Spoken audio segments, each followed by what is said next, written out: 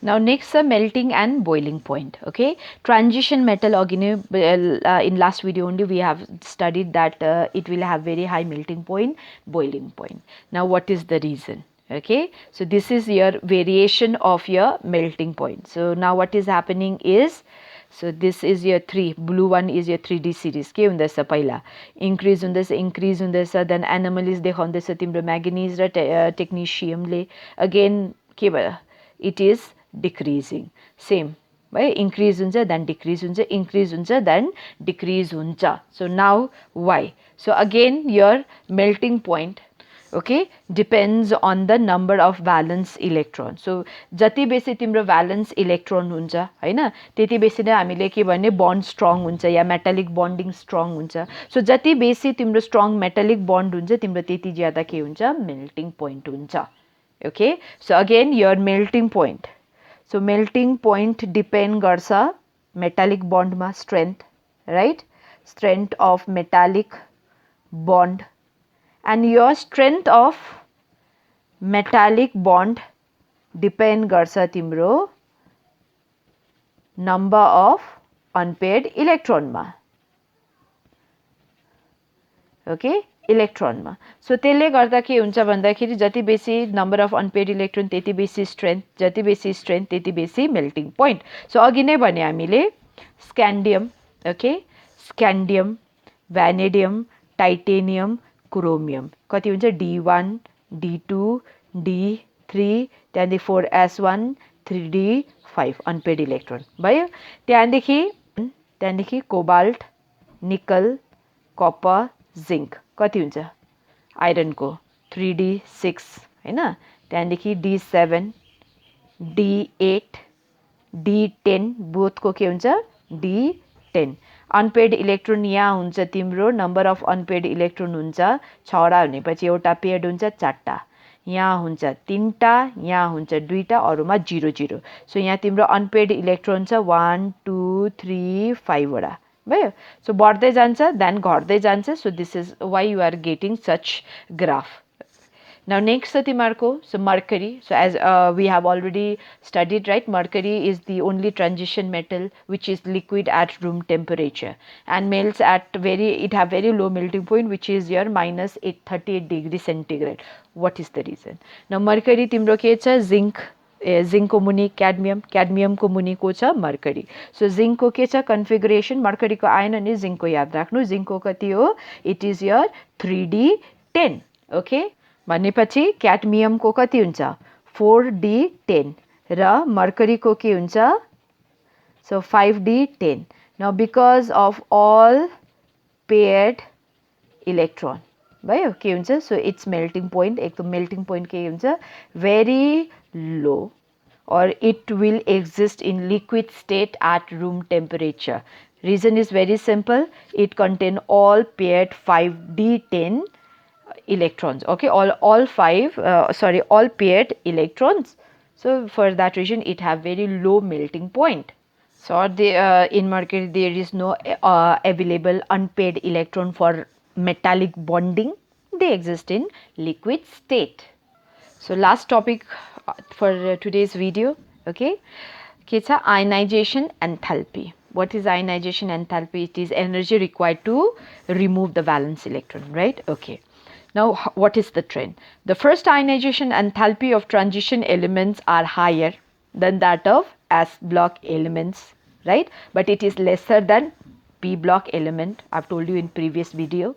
Now the ionization enthalpy increases across the period but irregularly. So if you see the graph, see there is no regular trend. You can see is a zigzag, right? So there is irregularity in the ionization enthalpy, variation of the ionization enthalpy. Now what is the reason? So first in the ionization enthalpy, then again increase, then again decrease, like that. Now what happened is why there is increase in the decrease in the ionization energy, increase in the ionization energy. Now with the increase in nuclear charge, what will happen? Your attraction between nucleus and the valence electron increase, right? So that result in your more or high ionization enthalpy. By high kina huncha bhanda because of increase in the nuclear charge. Now why you are getting here the irregularity or timro yata electron actually ma ka fill hundacha. So your electron fill hundacha d ma, हैन, inner penultimate n-1 d ma hundacha. Now already we have studied that screening effect of d is poor, right? So because of that what happened? So पोर हुँदाखेरि के हुन्छ भन्दा तिम्रो first फेजमा what happen is तिम्रो nuclear charge, right, effective nuclear charge के हुन्छ, increase हुन्छ, हैन, किनभने न्युक्लियर चार्ज र स्क्रिनिङ इफेक्टमा, okay, now screening effect कम्ती छ, nuclear charge basis, so first there is increase in the nuclear charge, okay.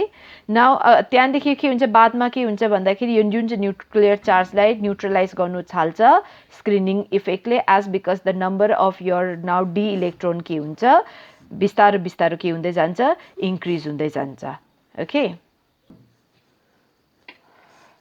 बिस्तारो के हुँदै जान्छ, न्युट्रलाइज गर्छ. सो विच चाहिँ इन्क्रिज छ, okay, that will increase very slowly. Now, as I've already told you that there is irregular, right, trend in the first ionization enthalpy. Now the reason is, so the first ionization enthalpy, okay, of the transition series is because of the fact that your removal of electron, अब तिम्रो electron कहाँबाट remove गर्नुपर्छ, so 4s र 3d बाट, so from where you need to remove the electron, valence shell 4s, right? So यहाँबाट electron अब निकाल्दाखेरि के हुन्छ भन्दाखेरि यिनीहरूको energiesहरू के हुन्छ, alter हुन्छ, change हुन्छ, भयो, and this result in reorganization energy. So because of ionization, reorganization of energy will take place with some gain in exchange energy, भयो, तिम्रो 4s बाट एउटा इलेक्ट्रोन निकाल्यो, हैन, त्यहाँदेखि तिम्रो के हुन्छ, नम्बर अफ यो electron with parallel spin increase हुन्छ, एक्सचेन्ज एनर्जी के हुन्छ, there will be increase in the exchange energy, हैन, as the number of electron increase in the d configuration and from the transference of your s electron into your d electron. So त्यसले गर्दा के हुन्छ भन्दाखेरि, so there is irregular trend in the ionization enthalpy. Again, so तिम्रो irregular trend किन हुन्छ भन्दाखेरि तिम्रो इलेक्ट्रोन लुज गर्छ s बाट. नाउ s बाट इलेक्ट्रोन लुज गर्दाखेरि के हुन्छ भन्दाखेरि एनर्जीज अफ 3d र 4s बोथ एल्टर हुन्छ, ओके. सो त्यसले गर्दाखेरि के हुन्छ भन्दाखेरि चाहिँ because of that reorganization of energy will take place because of ionization. Now because of that तिम्रो के हुन्छ, एक्सचेन्ज एनर्जी बढ्छ, किन नम्बर अफ यर प्यारल स्पिनवाला इलेक्ट्रोन बढ्छ, हैन, and at the same time on increase in the D4 configuration because तिम्रो some of the s electron will go to their d orbital. So because of this, okay, so there is irregular trend in the ionization enthalpy. So ionization enthalpy तिम्रो depend गर्छ के केमा, nuclear चार्जमा, जति बेसी nuclear charge, okay, त्यति बेसी ionisation enthalpy, रिपल्सनमा जति बेसी रिपल्सन त्यति कम्ती आयनाइजेसन एन्थाल्पी, र एक्सचेन्ज आयनाइजेसन एन्थाल्पी डिपेन्ड गर्छ न्युक्लियर चार्ज, हैन, डाइरेक्टली. रिपल्सन जति बेसी भयो तिम्रो आयनाइजेसन एन्थाल्पी त्यति नै कम्ती हुन्छ, एक्सचेन्ज एनर्जी, ओके, जति बेसी हुन्छ तिम्रो आयनाइजेसन एन्थाल्पी पनि बेसी हुन्छ. So your ionization enthalpy depend on nuclear charge, repulsion, exchange energy. So there is irregularity in the ionization enthalpy of these three d block elements. Now next, chromium has low value of first ionization enthalpy. Why? So chromium, right? So 24. So 4s1 and 3d5. So when it loses one electron, एउटा electron lose गर्दाखेरि के हुन्छ, 4s बाट निकाल्नु पर्यो. Now it will have configuration. So Cr plus को के छ, configuration छ 4s0 3d5. Now 3d5 is stable configuration, okay. So stable configuration. So for that reason, so after losing one electron, so it is attaining stable configuration. So for that reason, it easily loses one electron and acquire the stable configuration. And for that reason, so chromium will have lower value of first ionization enthalpy, okay. Now next is your zinc has high ionization enthalpy. Why? Now again zinc, right, its electronic configuration 4s0, now 3d5, 4s2 3d5 right. Now दुईटा electron निकाल्नु पर्यो. So this is the stable configuration, right? This is already 4s is also fully filled, your d is also fully filled, so this is stable configuration. Okay, now in order to remove electron from stable configuration is very difficult. So for that region, okay, so it will have high ionization enthalpy. Now next so first ionization enthalpy of 5d element is higher than that of 3d and 4d element. Now so I have already told you screening effect of 5d is very poor, okay, very poor compared to 3d screening effect of 3d and 4d. Now तिम्रो screening effect जति कम्ती हुन्छ, okay, screening effect कम्ती भयो, by very poor, less भनेपछि अब nuclear charge with every के हुन्छ increase in the atomic number nuclear charge बढ्छ भाइ, यो के हुँदैछ, यो इन्क्रिज हुँदैछ. न दुईजनामा गर्दाखेरि तिम्रो इफेक्टिभ न्युक्लियर चार्ज एकदम बेसी हुन्छ, increases. Okay, so effective nuclear charge will be high in 5d elements. So because of that, first ionization enthalpy of 5d elements are higher than those of 3d 4d. So again reason क्यों, because of poor shielding effect of 5d orbital, the effective nuclear charge in this element increases, which increases the first ionization enthalpy of these elements. Okay, now next second ionization enthalpy. So chromium and copper have exceptionally high ionization enthalpy value than those of neighbors. So second को कुरा हुँदैछ. So अघि नै भने chromium र copper को first ionization enthalpy कम्ती हुन्छ. Okay, किन? एउटा इलेक्ट्रोन लुज गर्यो Cr प्लस हुन्छ, अझै एउटा इलेक्ट्रोन लुज गर्दा के हुन्छ अब Cr+2. ओके, सो यो भयो फर्स्ट आयनाइजेसन एन्थाल्पी, यो जुन चाहिँ रिमुभ गर्नुको लागि चाहिन्छ. And this is second ionisation enthalpy, second electron lose गर्नुको लागि. नाउ क्रोमियममा के छ, this is your 4s1 3d5 भयो, प्लस एउटा इलेक्ट्रोन निस्किन्छ यताबाट 4 1 बाट गयो, रह्यो 3d5, this is stable one भयो. अब नेक्स्ट इलेक्ट्रोन कहाँबाट निक्लिनु पर्यो, डी बाट निक्लिनु पर्यो. ओके न, which have stable configuration. So 3d4 हुनुको लागि difficult. So ionisation enthalpy of जुन चाहिँ second ionisation enthalpy of chromium is high. Okay, it's very high. So same goes to copper. So copper भयो, so एउटा electron lose भयो, Cu प्लसमा convert भयो, अझै एउटा इलेक्ट्रोन लुज गर्यो Cu+2 मा, एउटा इलेक्ट्रोन लुज गर्यो, अर्को इलेक्ट्रोन लुज गर्यो. ओके, नाउ कपरको कति हो 3d10 एन्ड 4s1. यहाँ एउटा इलेक्ट्रोन लुज गर्नुको लागि फर्स्ट आयनाइजेसन एन्थाल्पी, अर्कोलाई लुज गर्नुको लागि सेकेन्ड आयनाइजेसन एन्थाल्पी. ओके, एउटा इलेक्ट्रोन निस्क्यो, कहाँबाट निस्किन्छ 4s1 र निक्लिने बित्तिकै 3d10 स्टेबल कन्फिगरेसन अटेन गर्छ र इजिली यसले के गर्छ, इलेक्ट्रोन फर्स्ट इलेक्ट्रोन रिलिज गर्छ. अब सेकेन्ड निकाल्नु पर्यो इलेक्ट्रोन कहाँबाट, stable configuration, which is very very difficult. So त्यसले गर्दा second ionisation enthalpy of copper is again very high. ठिकै छ. नाउ नेक्स्ट छ third ionisation of म्याग्निज and zinc is high. अब तिम्रो थर्ड भनेपछि थर्ड इलेक्ट्रोन निकाल्नु पर्यो. पहिला एउटा निकाल्छ, राइट, त्यहाँदेखि एउटा निकालेर Mn प्लस हुन्छ, त्यहाँदेखि फेरि अझै अर्को निकाल्छ, तिनवटा इलेक्ट्रोन निकाल्नु पर्यो, एउटा दुईटा एन्ड तिनवटा भयो, Mn+3, तिनवटा निकाल्दा +3. ठिकै छ. अब this is your first ionization enthalpy, this is second ionization enthalpy र यो भयो third ionization enthalpy.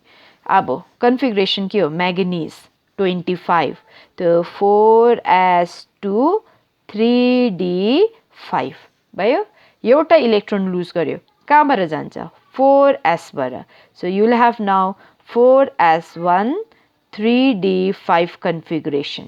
Okay, now so तिम्रो के छ यहाँदेखि यहाँ भयो अझै एउटा इलेक्ट्रोन गयो अब अझै एउटा इलेक्ट्रोन गयो कति हुन्छ सेकेन्ड आयनाइजेसन एन्थाल्पी कम्ती हुन्छ म्याग्नेनिजहरुको किन अब हेर एउटा इलेक्ट्रोन लुज गर्ने बित्तिकै it will have now stable 3d5 configuration so second ionisation enthalpy के हुन्छ इनारको लो हुन्छ भयो म्याग्नेनिजको ठिकै छ त्यहाँदेखि ओके त्यहाँदेखि अझै एउटा इलेक्ट्रोन अब कहाँबाट निकाल्नु पर्यो स्टेबल 3d5 कन्फिगरेसन अब यस्तो स्टेबलबाट निकाल्नुको लागि के हुन्छ ज्यादा एनर्जी चाहिन्छ so third ionisation enthalpy of manganese is very very high ठिकै छ सो त्यसरी नै तिमीहरुको सेम हुन्छ जिंकको पनि त्यही कुरा हो ओके अहिले पढौं सो जिंकको एउटा इलेक्ट्रोन निकाल्नु पर्यो हैन सो Zn प्लस अझै एउटा इलेक्ट्रोन निकाल्नु पर्यो Zn+2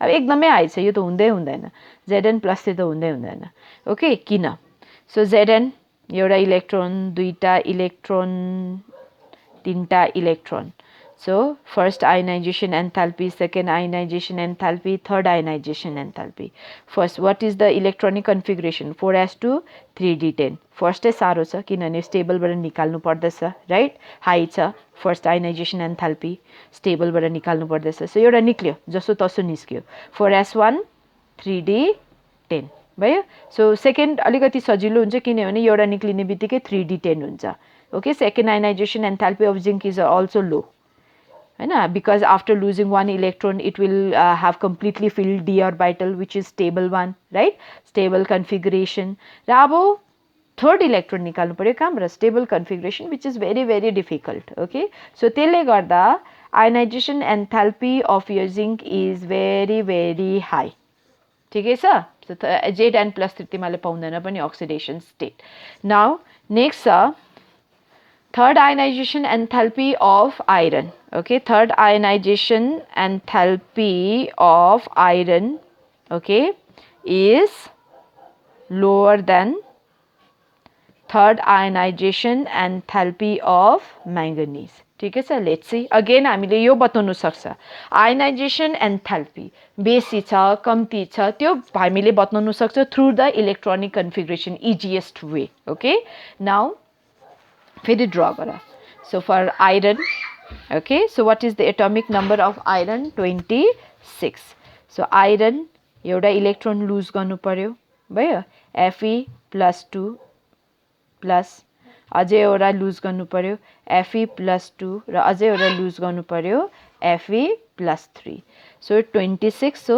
4s2 3d6 एउटा इलेक्ट्रोन लुज गर्यो भयो सो कति हुन्छ 4s1 3d6 भयो अझै एउटा इलेक्ट्रोन लुज गर्यो कति भयो 4s0 3d6 भयो अझै एउटा इलेक्ट्रोन लुज गर्दा now it will have stable configuration stable half filled configuration भयो भनेपछि यसले इजिली के गर्छ थर्ड इलेक्ट्रोन लुज गर्छ कसले आइरनले because it attain now stable configuration after losing third electron म्याग्नेनिजको अघि नै मैले बताएँ म फेरि बताउँछु सक्सेसिभली कसरी निक्लिन्छ म्याग्नेनिज Mn+ हुन्छ एउटा निक्ल्यो दुईटा निक्ल्यो तीनटा निक्ल्यो ओके कन्फिगरेसन कसरी चेन्ज हुन्छ सो 4s0 3d5 हो सरी 2 हो हैन 2d5 so 4s1 3d5 second कम्ती हो 4s0 3d5 र थर्डमा अब इलेक्ट्रोन निक्लिनु पर्छ स्टेबल हाफ फिल्डबाट ओके सो त्यसले गर्दाखेरि 3d4 हुनु इज भेरी डिफिकल्ट सो त्यसले गर्दा third ionisation enthalpy of manganese is very very high so तिम्रो यो जुन चाहिँ आयनाइजेसन एन्थाल्पी गर्छ तिमीले from the electronic configuration of the elements. Thank you.